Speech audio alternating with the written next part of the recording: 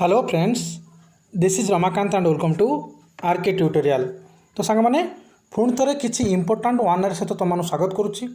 आशा करुच्ची तुम भल थी एवं जो मैंने भी कहूँ कि सर आमको टॉप 20 एमसीक्यू प्रोवाइड करूँ मुझे गोटे छोट इनफर्मेशन दे दूँगी जमीक दुई थर तुम सिलेबस कंप्लीट कलापर तुम सहित ऑनलाइन डिस्कशन पर मुझे एमसीक्यू प्रोवाइड कर सारी जो तुम चाहिए ताल से एमसीक्यू तुमने देखिपर किंतु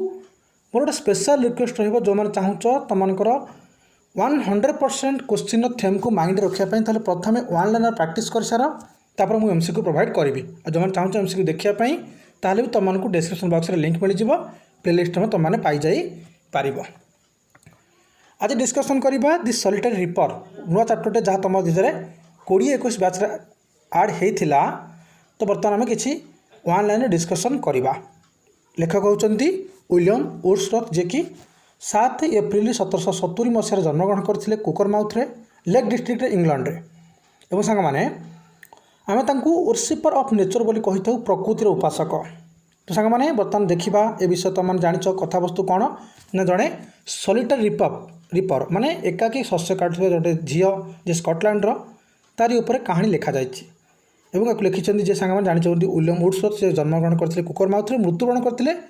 राइडल माउंटेन गार्डन जहाँकि यूके यूनाइटेड किंगडम रे अवस्थित केबे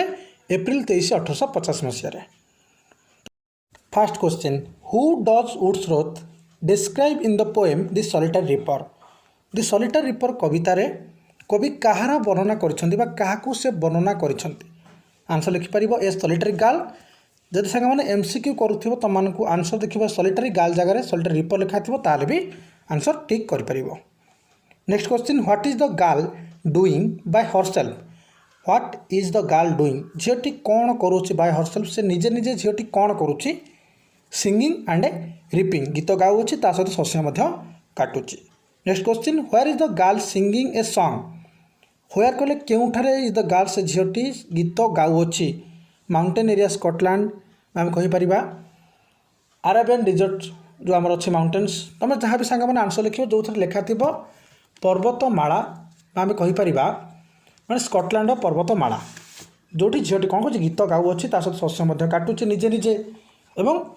निजर गीत द्वारा से कौन कर पथिक मान आनंद प्रदान करुच्ची। तुम जान सांग मैंने विषय भल तुम पढ़ी एक्सप्लेन क्लास में कर सारी already. Next question, what are the words the poet has used in the first stanza to express the solitariness of the reaper. Question theme को बुझ। Okay, what are the words कौन से शब्द गुड़िक दि poet कवि use कर व्यवहार कर in the first stanza प्रथम स्टांजा रे टू एक्सप्रेस दर्शाइवाई दि सॉलिटरीनेस एकाकित्व ऑफ द रिपर। तो सांग मैंने शस्य कटाड़ी जो आम झीटी अच्छी कहीपर जो हाईलैंड लास जो झीटी अच्छी तो सांग मैंने से झीटीर एकाकित्व को दर्शाइवाई कवि क्यों शब्द व्यवहार कर दि सॉलिटरी रिपर पोएम्र फास्ट स्टांजा रे आंसर लिखिपर सिंगिल हरसेल्फ एलोन ये सब सांग मैंने तुम हो पार। Next question, who does Wordsworth ask to behold the solitary reaper in the field. Who does Wordsworth ask कवि क्या कहते to behold the solitary reaper in the field क्या कवि कहते तुम देख ये से झीटी शस्य काटुची बोली आंसर लिखिपर पासर बाय अतिक्रम कर लोक पैसेंजर सांग मैंने कहीपर पथिक मैंने आम तो कहीपर। देखा नेक्स्ट स्लाइड को, what are the two choices the poet offers to the passer by. What are the two choice कौन से दुईटी चॉइस देइछन्ती कहीपर ऑप्शन देइछन्ती विकल्प देइछन्ती पोएट कवि टू दी पासर बाय यात्री जे जाउछन्ती से रास्ता देई से माउंटेन एरिया देई।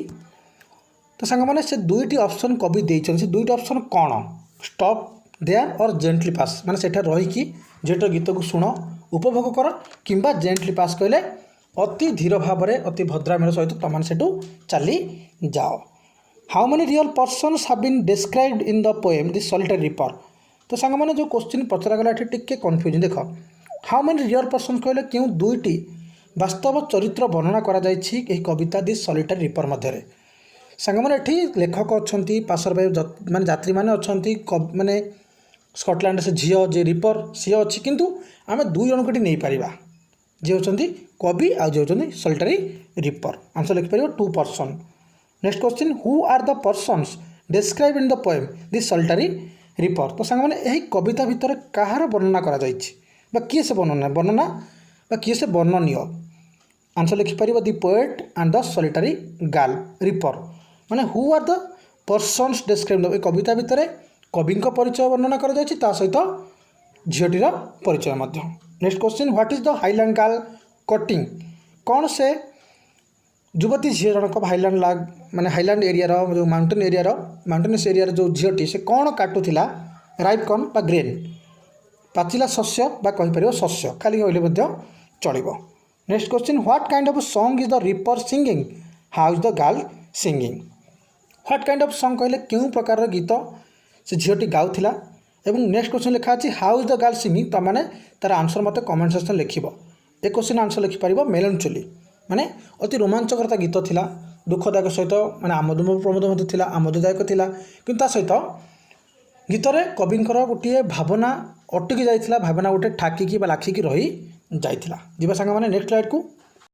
Next question what is the valley like तो संग माने वैली कहले हम संपूर्ण उपत्यका गुडी को बुझाउचे वैली किभଳି थिला बा उपत्यका गुडी संपूर्ण रूप रे केमि थिला प्रोफाउंड कहले अति गभीर थिला माने घंच थिला क्वेश्चन नेक्स्ट देखिबा what according to Wordsworth is the valley overflowing with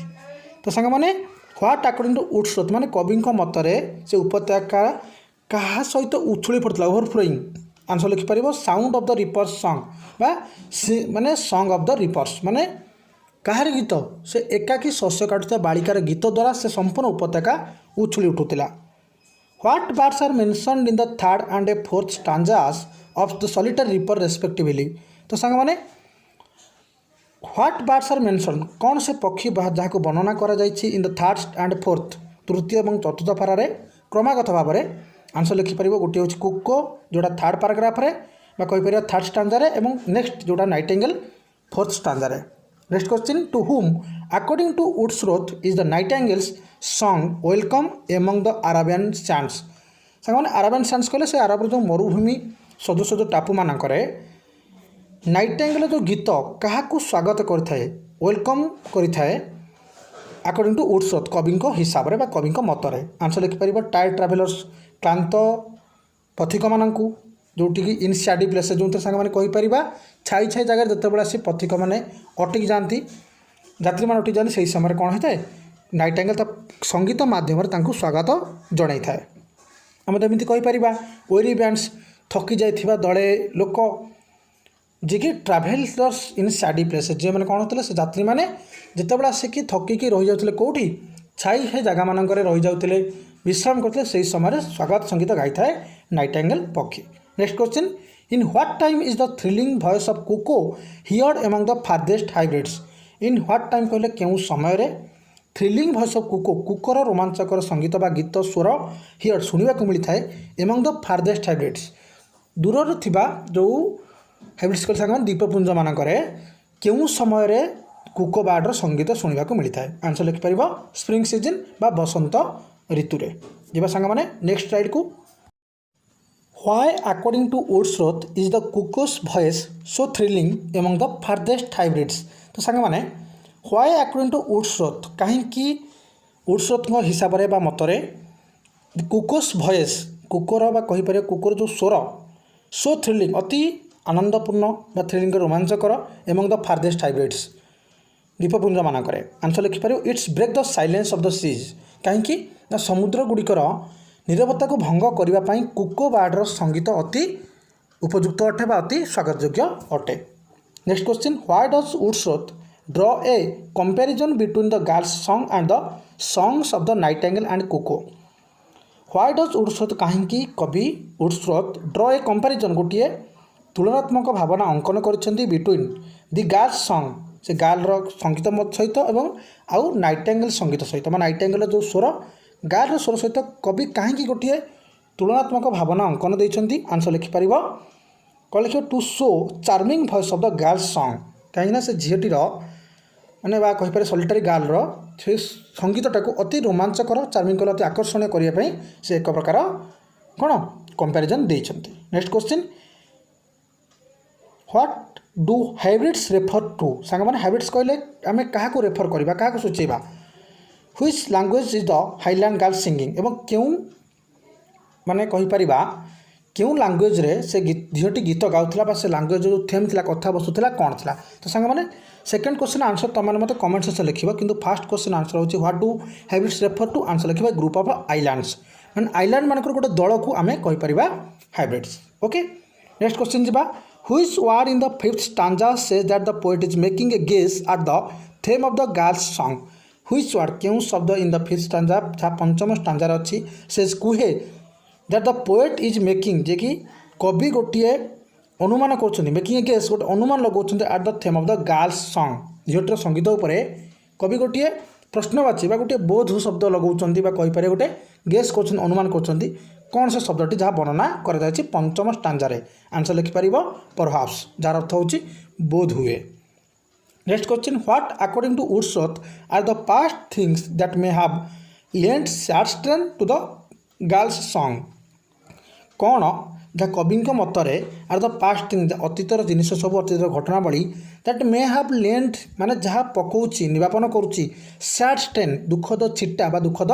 Bhavna to the girl's song झीटर संगीत को झीटर गीत को कौन से अतीतर भावना अच्छी जहाँ दुखर छिटा दौची आंसर लिखिपर बैटल्स लॉन्ग एगो माने किसी युद्ध थिला जो युद्ध होता जहाँ अति समय पूर्वर अनहैप्पी मोमेंट किसी कहीपर दुखद मुहूर्त एसब आंसर तो मैंने निजे निजे कॉपी पेन लिखिकी गोटे गोटे पॉइंट को निजे निजे डिस्क्राइब करने ट्राए कर टॉप एमसीक्यू लगेदेले तुम 100% स्कोर करदे सांग मु तो यहाँ बिल्कुल भी नुह कहीं तुम क्वेश्चन आगे प्रैक्टिस करने पड़ो क्वेश्चन केमी भी थेम्रे कौन प्रकार तुम पकेब तो तुमको जो तुमने घुसिक जाइच what is the girl's look like तो सांग से क्वेश्चन से लैंग्वेज पकेब किसी माने अच्छी लैंग्वेज चेंज भी करें तो तुमको से अकॉर्डिंग जिते अधिक प्रैक्टिस करने को पड़ो